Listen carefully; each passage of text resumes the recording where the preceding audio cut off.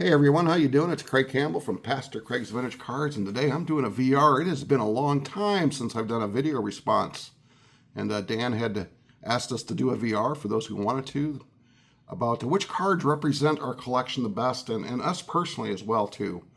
And so I thought long and hard about it, and there were so many cards that I could have chose, but I did narrow it down to just one card, one player, I should say, maybe a couple of cards, but just one player on who I think represents me the best and my collection as well. And so let me get this turned around and I'll show you what's going on. Okay, here we go. Which cards best represent me personally and my collection overall? And I chose, as you can see, none other than Robin Yount. And the reason why, is Robin, he was one of my childhood favorites. I was a Milwaukee Brewer fan. Got to go see him play in 1974, his rookie year, and seen him play so many times. And Robin Yount was just a great player. And why do I think he kind of represents my collection? Well, he played for the same team for 20 years. For 20 years, Robin Yount played for the Milwaukee Brewers, and I've been collecting cards for a long time. There were a few times I quit collecting, but I mean, my collection days go back to like 1973. 72, somewhere in there. And, I collected on and off, but I kept my collection going and always kind of stayed involved in the hobby a little bit. So Robin Yount, 20 years with one team. I've been collecting cards for a long time. And so I think that kind of correlates. He was a one-team guy with the Milwaukee Brewers. He was drafted in the 1973 draft. That's about the year that I really can remember. 72 and certainly 73 was the year that I really remember. I do remember 72, but certainly 73. And he was the fourth overall pick in 1973. Real quick, the number one pick was David Clyde.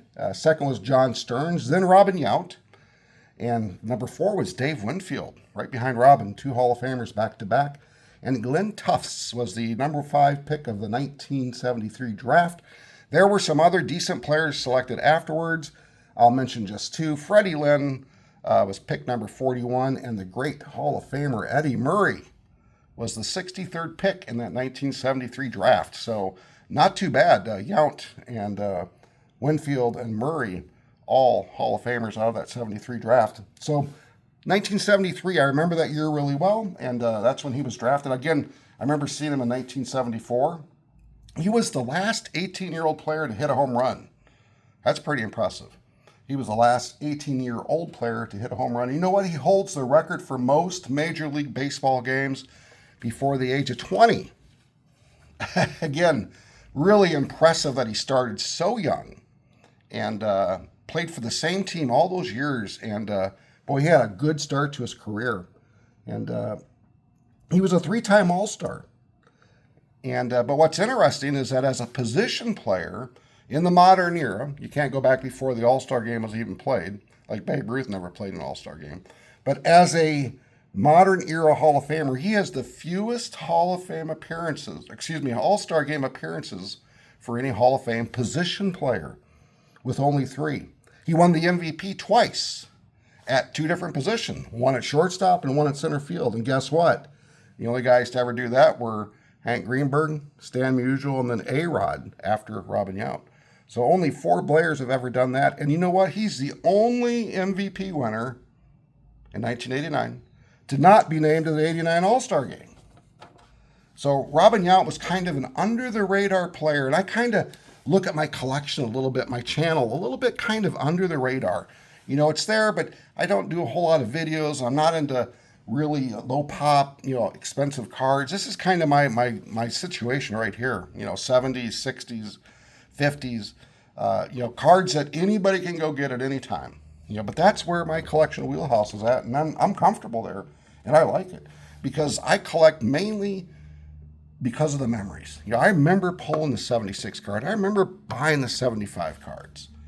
And I remember seeing Robin Yount play as a youngster and being excited to watch him play. So Robin Yount really does exemplify my collection. And it's just amazing. He had only a 200 hit season one time. For a 3,000 hit guy to have one season of over 200 hits, pretty impressive. He was the third youngest player to ever reach the 3,000 hit milestone. And he had more hits than anybody in the 1980s. That's pretty amazing. And only Ty Cobb, Roger Hornsby, and Hank Aaron had more hits before the age of 34. Again, Robin Yount, very much under the radar, very much kind of forgotten. But then you look at his stats and you're like, you know what? Man, he had a great career. And so I really like Robin Yount. And he just kind of, it's the wheelhouse of my collection. You know, this 1977. Oh, I remember pulling that card and just really liking that bunting, that kind of a running bunt card. And then this is like the last year that I kind of really collected in high school. I started my I started my freshman year in 1978. So when the baseball cards were coming out, that was like between 8th and 9th grade. And then, you know, I just kind of had other interests more than that. But Robin Yount really does exemplify, I think, my baseball card collection and kind of who I am as a person. A little bit under the radar, stay with it a long time, but I think that I can have an impact over time, you know, instead of maybe guys that have this massive impact. And so I'm kind of play the long game. My life has always kind of been that way. I tend to play the long game. And then, Dan, I just wanted to show this. If you know, you know. And this is kind of one of the bonds that me and Dan have. I'm not going to make a comment about it, but if you know, you know, and I know that Dan knows as well. So, Dan, I really appreciate all that you do in the YouTube community. You are a superstar.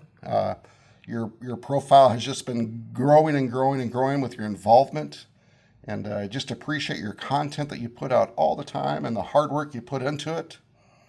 Believe me, I know it's not easy. And your involvement for collectors and just the community at large. Just really do appreciate it. I'm glad to call you a friend. And I think Robin Yount kind of exemplifies my collection and kind of what I do. So I hope you enjoyed this VR, everybody. I hope you enjoyed this kind of quick look at Robin Yount and just some of the stats around him. Just a very interesting guy.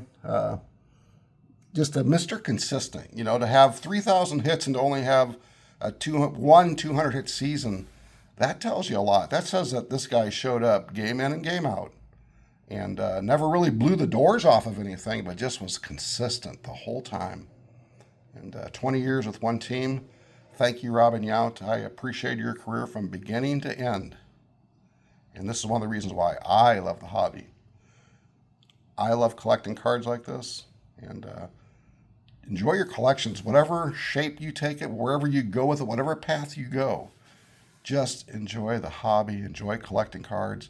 Dan, thanks a lot for all you do. And thanks for offering that 71 Thurman Munson. I'll be honest with you, I hope I win it because I like Thurman Munson. I remember Thurman Munson when he passed away. You and I are about the same age, and that summer I can remember him passing away. And I got the pleasure of seeing Thurman Munson play probably 3 to 5 times in Milwaukee at County Stadium, the various times that Thurman Munson would play against Robin Yount and my Milwaukee Brewers. Take care, everyone. Happy Father's Day.